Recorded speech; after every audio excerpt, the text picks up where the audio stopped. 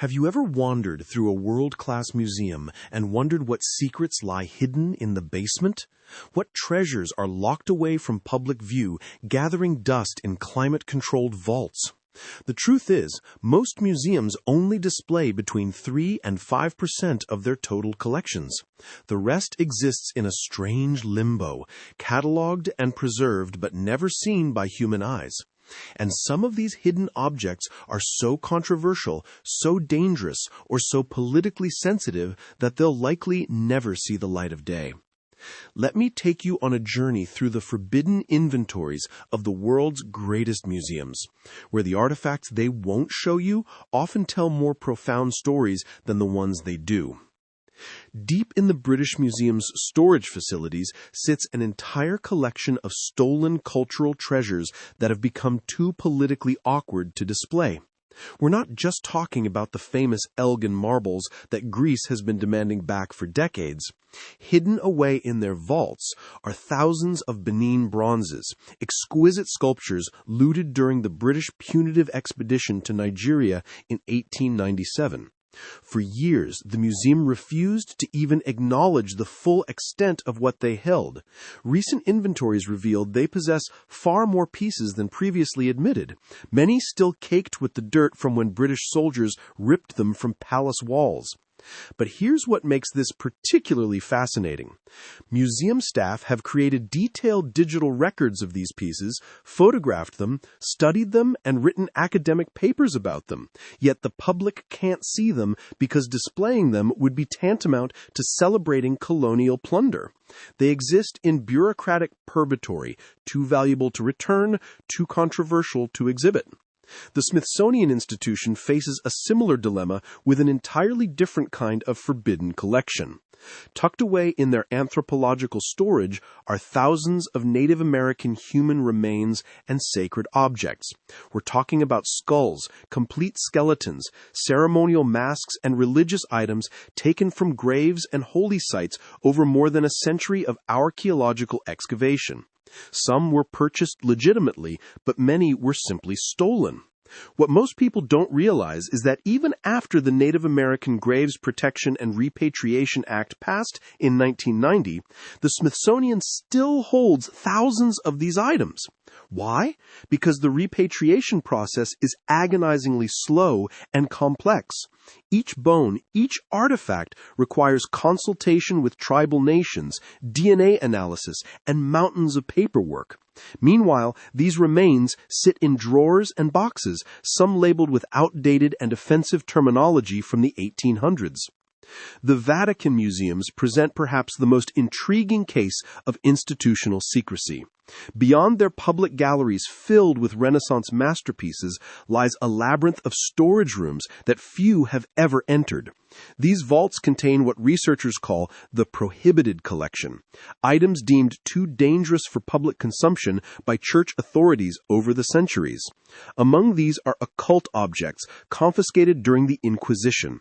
We're talking about grimoires, books of spells that were taken from accused witches and heretics. There are ritual objects from pagan ceremonies, amulets inscribed with what the church considered demonic symbols, and manuscripts describing magical practices. The Vatican has never published a complete inventory of what they hold, and researchers who've been granted limited access speak in hushed tones about what they've glimpsed. Even more controversial are the suppressed archaeological findings from the Holy Land. The Vatican allegedly possesses artifacts that could challenge traditional biblical narratives, ancient texts that didn't make it into the official canon, religious objects that suggest different interpretations of early Christianity. These items exist in a peculiar state, where their existence is acknowledged in vague terms, but their details remain classified. The Hermitage Museum in St. Petersburg guards its own dark secrets in a special storage facility known only to senior curators. During World War II, as Nazi forces advanced on Leningrad, Soviet authorities didn't just hide their own treasures, they also secretly stored items looted from Germany and occupied territories. After the war, these pieces were never returned. Today, deep in the Hermitage's restricted storage areas, there are entire collections of German cultural property, paintings by old masters, sculptures, decorative arts that officially don't exist in any public catalog. The Russian government considers them trophy art, legitimate spoils of war. Germany considers them stolen property. And so they remain hidden, viewed only by a handful of people who must sign confidentiality agreements before entering the vaults. What makes this particularly poignant is that some of these works were themselves looted from the Nazis during the Holocaust. So you have stolen art that was stolen from stolen art, each layer adding complexity to any hope of resolution. The Louvre storage facilities beneath Paris contain a particularly disturbing category of hidden inventory. During the Nazi occupation of France, the museum became a sorting house for stolen Jewish property. After liberation, thousands of artworks were recovered, but many had unclear provenance. Who owned them originally? Which pieces were legitimately purchased versus forcibly sold under duress? These questions remain unanswered for thousands of objects. The museum created a special category called MNR, Musée National Récupération, for these orphaned artworks. They're preserved, studied, and occasionally displayed with labels explaining their uncertain origin. But many more remain in storage, too problematic to exhibit because doing so might seem like the museum is claiming ownership, yet impossible to return because the rightful owners are unknown or have no surviving heirs.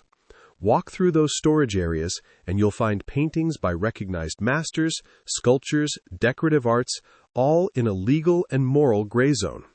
The museum maintains them in the hope that someday provenance research will allow them to be reunited with their rightful owners. But as decades pass and witnesses die, that hope grows dimmer.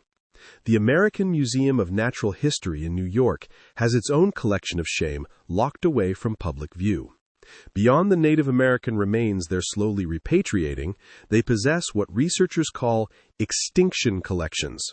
These are specimens of animals hunted to extinction, often by the very expeditions the museum sponsored.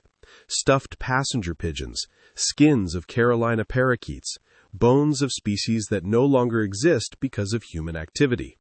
While some might argue these should be displayed as warnings about conservation, the museum has made a different calculation. Exhibiting them would highlight the institution's own role in environmental destruction. It would raise uncomfortable questions about scientific collecting practices that contributed to species loss. The Egyptian Museum in Cairo faces perhaps the most overwhelming challenge of hidden inventory in the world. When people think of Egyptian antiquities, they imagine the treasures of Tutankhamun or the Great Pyramid artifacts on display. What they don't realize is that the museum's storage facilities contain hundreds of thousands of cataloged objects that have never been exhibited and potentially millions more that have never even been properly inventoried. Entire storage rooms are filled, floor to ceiling, with pottery, statuary, mummy fragments, and papyri. Some were excavated a century ago and have been in boxes ever since. The sheer volume is so overwhelming that the museum doesn't have enough staff to properly catalog everything, let alone display it. The Australian Museum in Sydney and similar institutions across Australia hold vast collections of Aboriginal sacred objects that present unique ethical dilemmas. Many of these items were collected during the 19th and early 20th centuries, often without proper permission or understanding of their cultural significance. Here's where it gets complicated. Some of these objects are so sacred that according to Aboriginal law, they should never be seen by women, by uninitiated men, or by people outside specific cultural groups. The museums possess them, preserve them, and even consult with Aboriginal communities about them. But they can never be displayed, because doing so would violate the very cultural traditions that make them significant. Even more troubling, some Aboriginal communities have requested that certain objects not be returned because proper ceremonial context for them no longer exist. Colonization disrupted the cultural continuity necessary to care for these items according to traditional protocols. So they remain in museum storage, too sacred to display, too culturally disconnected to return, existing as physical evidence of cultural destruction. The Pitt Rivers Museum at Oxford University has recently begun confronting its own problematic hidden inventory. Founded on the principle of evolutionary anthropology, a now discredited racist pseudoscience, the museum's collections include human remains and cultural objects collected under deeply unethical circumstances. In their storage areas are shrunken heads, items made from human body parts, objects stolen from indigenous graves, and artifacts collected from people who had no ability to refuse. For decades, these remained catalogued but hidden, too offensive to display, but too historically significant to destroy. But this raises a profound question that haunts museum professionals worldwide. What do you do with objects that shouldn't exist, that were created or collected through violence, exploitation, or genocide, but that now serve as evidence of that very wrongdoing? Destroying them erases proof of historical crimes. Keeping them makes institutions complicit. Displaying them can traumatize descendants of victims. The Museum of New Zealand, Te Papa Tongarewa, has developed perhaps the most thoughtful approach to forbidden inventory. They maintain a category of tawanga, treasured objects that are culturally sensitive or sacred.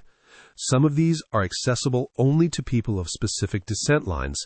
Some can be viewed only by men or only by women. Some can be seen only during certain ceremonial times. Rather than treating these restrictions as problems to be solved, the museum has built them into their cataloging and storage systems. Certain storage areas require cultural protocols to enter. Some objects are stored in ways that respect their spiritual significance rather than just their physical preservation.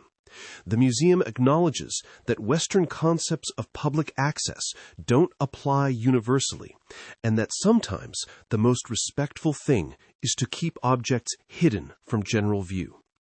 This approach challenges fundamental assumptions about what museums are for. If the purpose of a museum is to make cultural heritage accessible to everyone, what do you do with cultural heritage that's not meant to be accessible to everyone?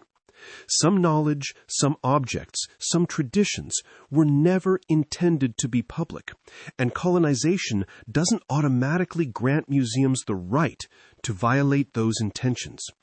The Hidden Museum, as some researchers call this vast network of storage facilities, contains more objects than all the world's museum galleries combined.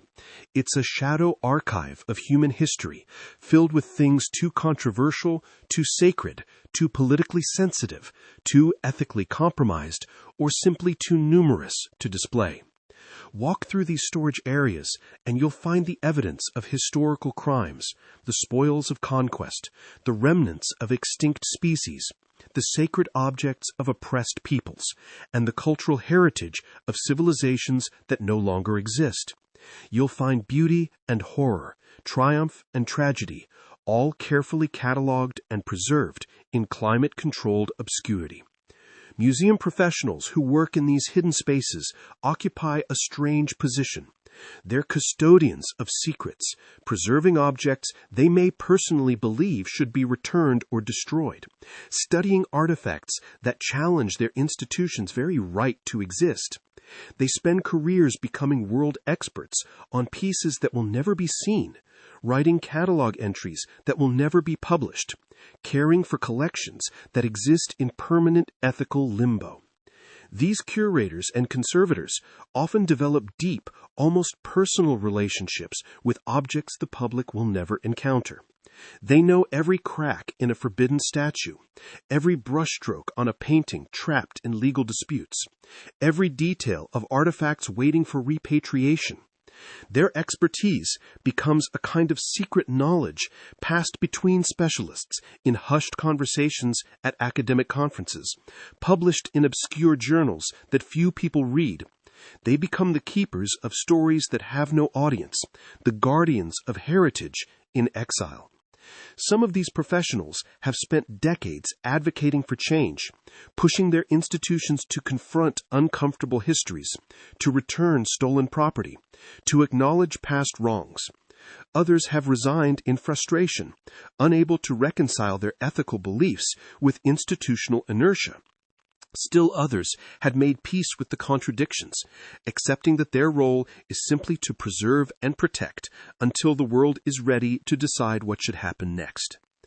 The psychological toll of this work is rarely discussed. Imagine spending your days surrounded by human remains that should be in the ground, by sacred objects torn from their spiritual contexts, by beauty created through exploitation. Imagine knowing that your job is to maintain systems of possession that you might personally find unjust. The next time you visit a museum, remember that what you see represents only a tiny fraction of what exists. Behind those gallery walls, beneath your feet, in storage facilities across the city, lies the hidden collection, the forbidden inventory. The objects too problematic to display, but too significant to forget. They're there, waiting in the dark, holding stories we're not quite ready to tell.